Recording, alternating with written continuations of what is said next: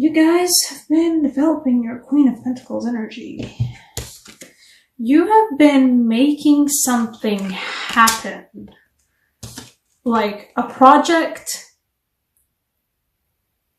that's all about the reality. Stable, and you've been making some magic with it. And it's been going good. You know, it's been going good, but you've also been staying on the down low about it. There's a certain protectiveness you have over this, and I kind of feel like it's not warranted this time. You know, protectiveness can be overprotectiveness, but in this case it feels like, you know, this project, whatever it is you've been working on, a new side hustle, perhaps even something artistic, a project of any kinds concerning work or leisure, and this one's your baby. You've been taking care of it and you've been feeling protective over it. And I feel like this case, it might be just a little bit justified because, I mean, this Page of Swords is you finally getting some, like, news about some certain part of development about it. So good for you if you've been waiting for that message. You're getting it.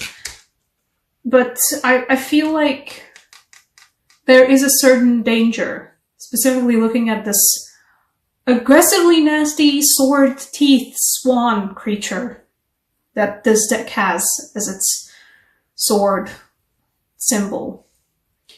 There is danger there, so I don't begrudge you. Like, this was definitely founded, and good on you guys for keeping it safe, because there is better to keep still on the down low about this project if you feel like, you know, it's close to coming to fruition, it's close to being,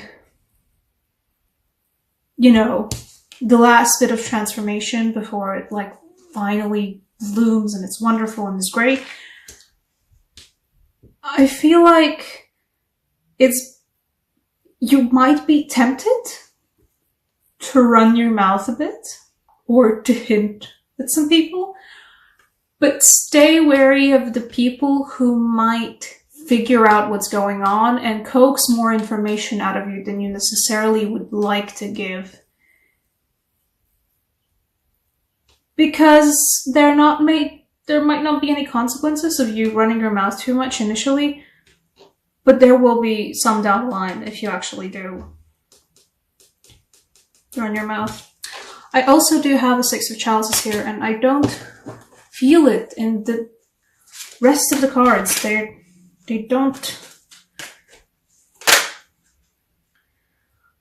Okay.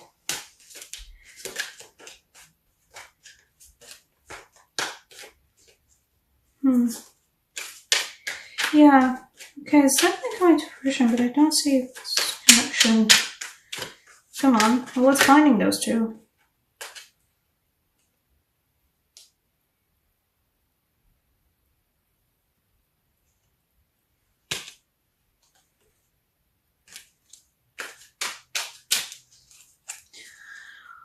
For the Six of Chalices, I first pulled out the World for it, and just after that, the Five of Chalices.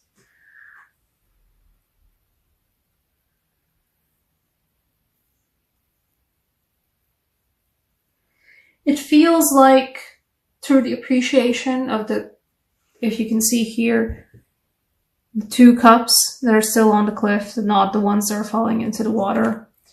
By the appreciation of those two of cups that are still standing, that's the lesson you need to be learning.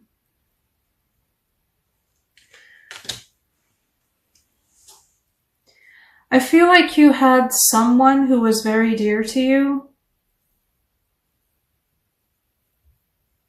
or perhaps actually, you know what it feels like? It feels like a friendship lost. It feels like a friendship that was, if you guys had, you know, any friends or any just one friend who's been like your friend, your person throughout your whole lives, you know, the friend who you had ever since you were kids, you know, they were always there for you, but something, you know, has happened, or actually in this case, it feels like life just, you know, did its thing, where it's great if people keep going along parallel to each other, but at some point the paths just might naturally slip apart. Somebody might go somewhere else, another person might go the other way. It feels like you guys are not running parallel anymore. It feels like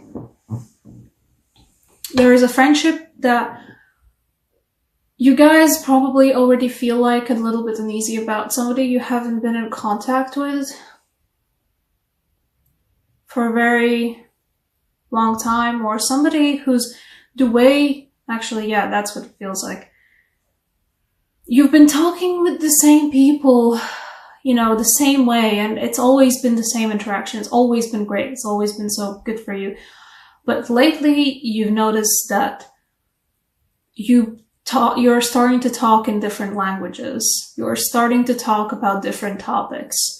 And not just in a way where, you know, the other person hears your different topic, and even if they don't fully understand it, they can still go like, yes, absolutely, you know, they're still supportive of you. They don't understand it in the way where they're just perplexed about it. They don't really see you anymore. Which can be... There is a bit of feeling about a tragedy for this Five of Cups, but the crux is the two of Cups that are still standing upright.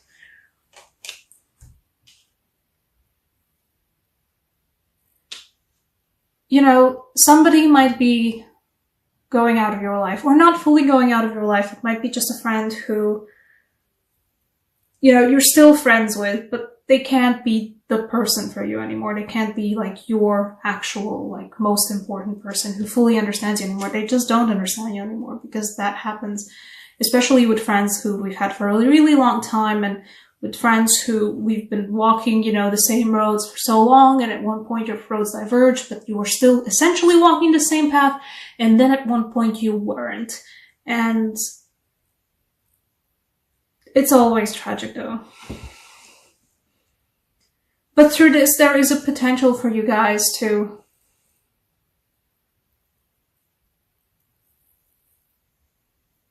see the world again.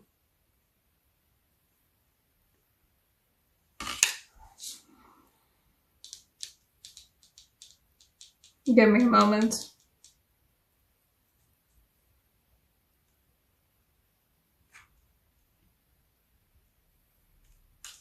Oh, I think I'll take another card. Where will I take another card from? I'll take a Druid Craft. Although last card for the Zone Gap. Take another card for the World. Because the World in this case, I see where it's coming from, but I don't understand the world in what way, you know? Someone new. The Ace of Cups for the World. I have a feeling that you guys will be meeting somebody new as well in June. Not just in the way of, oh, it's a new relationship. It has the potential to replace the childhood, incredibly important side-by-side relationship you had. It has the potential to replace it, but it has the potential to replace it in a completely different way, in a way that you weren't imagining that somebody else can mirror you in. You know, you had a mirror before, and it was like, it was a really great mirror, and then it broke, and you were like, oh no, and now you have a new mirror, and it mirrors you slightly differently, but it's still really, really good. So, yeah. There will be somebody new. Different than what you were expecting, certainly.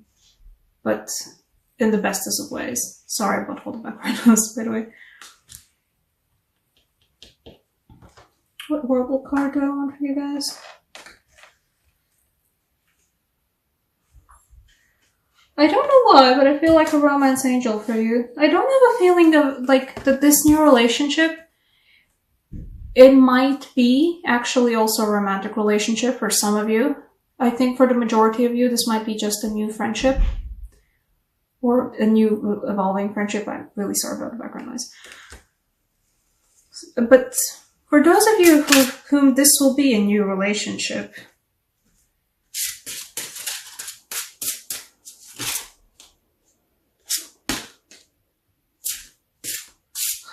okay. If any of you Virgos out there have been longing, okay, you know what? This is occasionally called the soulmate card. I did feel a feeling of loss about the soulmate card, but there are a lot of people, and I including me, who think that there are many soulmates along our way because, you know, souls split into so many different parts, and I think that is in a lot of ways true. Considering the fact that the Romance Angel Oracle cards both gave me the soulmate cards, the soulmate card, yes, this person is your soulmate, and the calling in your soulmate. If you guys have been, you guys will be going through a period, and if you are perhaps already going through a period of pining after somebody mirroring you, about somebody who could really legitimately understand you. I mean, this one's gonna be it. There is gonna be, I think, a very high potential that you guys will be finding somebody new who not only, you know, might look, I have a feeling they will be different than what you were expecting, but they will be somebody who will match with you in a way that, you know, you've only found very rare people match with you previously. A lot of happening for you guys in June, Virgo. You know what? I'm happy for you though. This is nice.